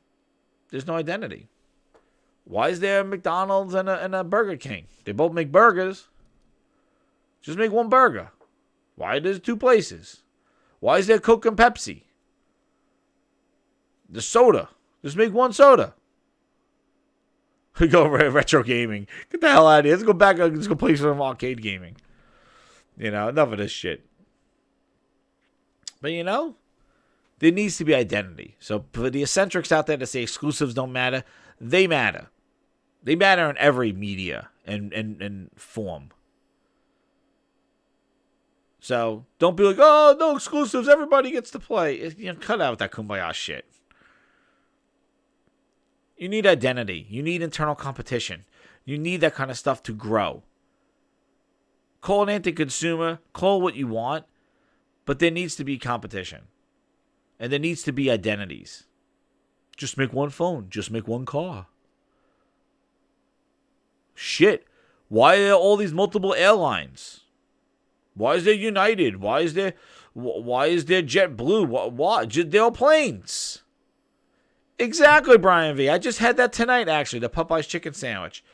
Yo, that shit is legit. That's the reason why I'm doing this show right now. That Popeye's chicken sandwich, damn. That spicy-ass sauce that they got on there with the pickle. Yo, they hit some taste buds supreme right there, man. I tell you, that was good. That was good, but that's exactly why. Popeyes, there, chicken sandwich. Why they make a chicken? Look what they did. They friggin' they gave themselves chaos, marketing, tons of influx. Yo, it is good, Jemai, man. Damn. They went into the recipe book for that one, man. That sauce has a kick to it, and yo, with the pickles. Shit, that has some taste buds, man. It did, right, Raven? It did take a lot of stuff from Chick-fil-A, but that is a perfect example. Brian, that is a perfect example. You want to stay, chicken? Everybody makes shit. Why are you making a chicken sandwich, man? Competition. And now guess what? I'm sure Chick-fil-A, if that starts dabbing into that stuff, I'm sure they'll come out with a new spicy chicken sandwich. Yeah, Reese, man. What's up? Yeah, it was good. Oh, shit. Jordan logo on Adidas.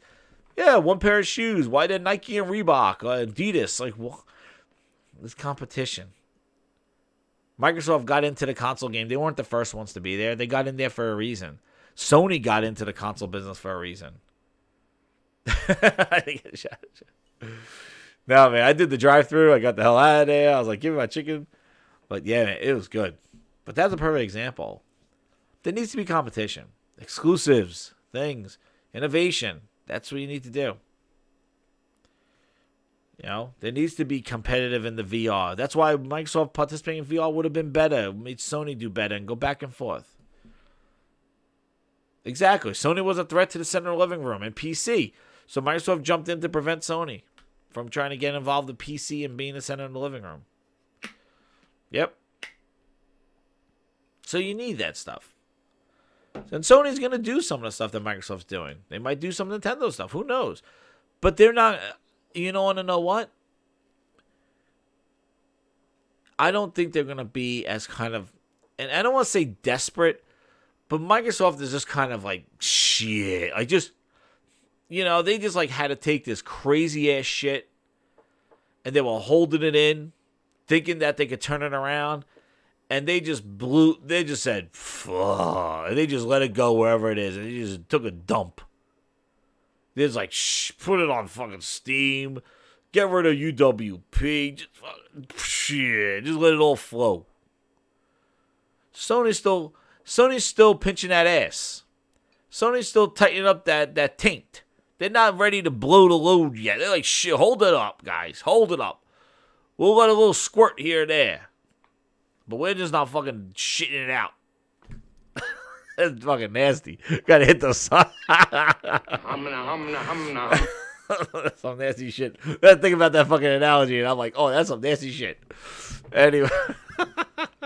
Damn. Pitching that ass. Damn. They let a little squirt here. Oh, man. That's not for the kiddies. Definitely not for the kiddies. But yeah, I agree, Sam. I would like Nintendo to do a traditional console. But again, I'm talking 12 teraflops. How many teraflops are going to be the Switch? Like, Jesus, man. That's the weakest ass console. And it's like, still pumping out games. Again, it's the content. It's the content. It's the games. That's it. And Microsoft's focused on those games. Sony's building those games. And MLB is one of those games that's going to be on other platforms. Yes, Night of Roxbury, B. I did see that. But, nice, man. Yeah, you know what? Last thing. Holy shit, it's been 2 hours. My God, I've been talking. But, yeah, it's been in stuff. But, yeah, you know what? Seeing those specs, like, I'm thinking, if they do these next-gen consoles, if this is like the Anaconda is at 12 and the Lockhart's at this and, and the other one's at 10, the PlayStation 5's at 10, it might be a similar situation to we have now. It might be like the Xbox Anaconda, $600, the Anaconda, $600, PlayStation 5, $500, Lockhart, $400. And Sony sits right in the middle of power and price. Or if Phil does, see, my take is, and I'll just add this to the end of this show. My take is that with a 2 SKU launch, Microsoft could be more flexible in overpricing the higher version because they have the lower version to compensate for that. Oversaturation too, right? Like, they basically could be like, we don't have to be super aggressive with our premium product because we have a product that's made for people that that's right, man. Oh man, see how grabbing ass. You grab my ass? Yeah, ass grabber. He grabs your ass. You grab my ass. I'm over here. I done grab your ass. You grab my ass. Yeah, no. The X. I think the X comes in at $300. So like I think the way they do it is that X $300, Lockhart $400, PlayStation 5 $500, Anaconda $600. Because my thing is that if Microsoft's going to do a 2-prong approach, I think that they could be more liberal and not as very strict with the price of the Anaconda. Hey, thanks Tony Wood. Thanks for subscribing, man. Anybody else subscribe? Share out the video. Thank you again. Hit that like button. But like, I think by having, the Lockhart's less powerful than the X. Okay, yeah, like, I think though by having a 2-prong approach, Microsoft could be more liberal in that higher version because they know that's the more premium product and people will probably spend that money on there. If they were just coming out with one console, they would have to be both competitively priced with the PlayStation. But if they have one, hey, we have a $400 console, like the price difference between the S and the X was $200. They weren't afraid to have that thing come out of $500 and have the S be $300 for the last 2 years. They don't mind the $200 price difference between their consoles. So why just do the same type of... Oh, thanks, man. Thank you. I appreciate it. They could have a $200 price difference between a $400 and a $600 Lockhart. They don't have to be competitive at the higher end because they could just be like, yo, if you don't want to spend $600, we got a $400 option for you. And play it that way. And Sony sits right at the kind of the sweet spot at $500. But if Microsoft just had the Anaconda, they would say, yo, we can't price this at $6 and Sony be at $5. We got to both be at $5. So that's where I think Microsoft could be a little bit more liberal with the price of the Anaconda, going, you want power, you're going to pay for it. And it's 12 teraflops, so it's stronger than the PlayStation 5, but you're going to pay $100 more for it. And we'll fall the same situation. The S, the Pro, and the X. The S is the weaker console at $300. The Pro's at $400, the sweet spot right now for price and performance. And the X is the top tier, the $500 price that you'll pay for the premium experience on Xbox. They have the strongest and weakest console. Exactly. Ravenfro, Phil even said, like, the X wasn't a pro competitor. It was like a kind of a mid-gen kind of thing. It wasn't the same price as the Pro. It was $500. But I'm going to tell you this with the multiple SKU thing. Do you remember with the 360 when it launched with a one with a hard drive and one without a hard drive? People think that devs develop for the highest platform and scale down. I don't think so. I think they develop for the least common denominator and scale up. Because why would you develop all your time in the most powerful version just to start taking shit out because it doesn't run on the weaker hardware? You know, you're going to work on something that's guaranteed to work on your base hardware and then scale it up to make it work on the higher hardware. So when the Xbox 360 launched, all devs made games not using the hard drive because the base hardware did not have a hard drive on it. Not the premium, the other one. So because of that, they couldn't utilize the streaming technologies or loading anything to a hard drive because the base console didn't have a hard drive. A la Xbox One, why did they put Kinect in the box? Because they wanted the Kinect to be part of the system so devs will develop for Kinect. So the least common denominator was the Xbox with Kinect.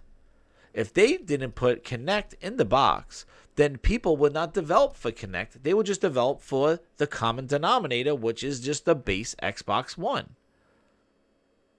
Likewise, if your console sells, your console becomes the lead console for development. Hence why the PlayStation 4 selling as best as it would, and why sales matter, is that you want your console to be the lead platform for development. Yes, they develop the assets on PC, but they focus on a certain console and port it over to the other ones. So the PlayStation 4 became the de facto console with the sales and the market share. We got to make sure this game works on a PlayStation 4 because there are this many PlayStation 4s out there as opposed to Xboxes. Now let's put our game from PlayStation 4 to Xbox. Oops, there goes the resolution. That's why Xbox didn't get the optimal versions of games, not just because it's ESRAM, but because it wasn't the lead console development platform. It was hard to develop for. Sony got the indies, and Sony had the market share. That's why sales matter when you're talking about consoles. You want the PlayStation 5 to sell more because you want developers to use that console as their console for platform development. That was why the 360 dominated.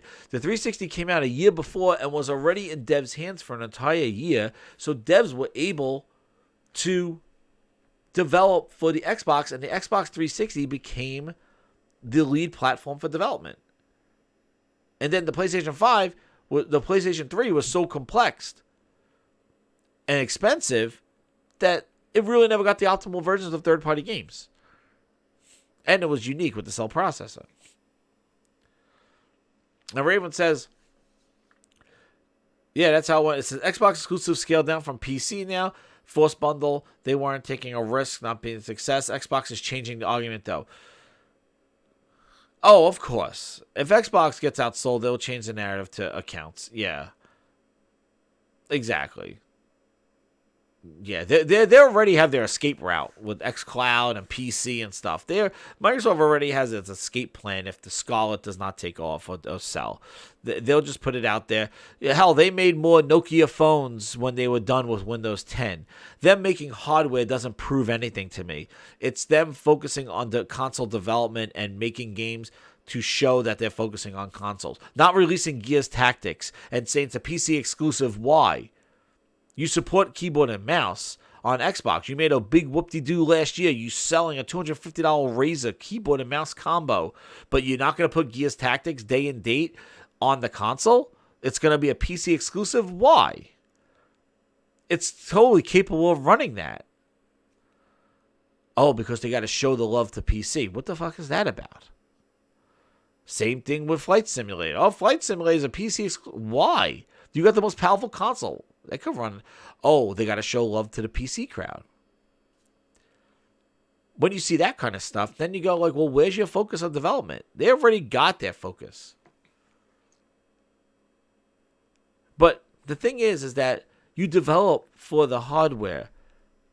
And if Microsoft's going to have their scalable hardware, their games are going to be made scalable. And the last thing I'll leave you with is remember why they chose that graphical design for Sea of Thieves. When people asked them, why does Sea of Thieves look like this? They said because they could get it to run at like 540p. And it's timeless. Like it actually, that graphic thing will hold up across generations. That's the reason why Sea of Thieves looks like that. Now, go look at everything that they showed at X019. How many kind of have that kind of style? Just look at Nintendo. Look at the Nintendo themes. Those games look good across generations as the end on weaker hardware. Ravenfall brings up 2 more. Look at Team Fortress. Look at Overwatch. Those games have that kind of look that could sustain over generations.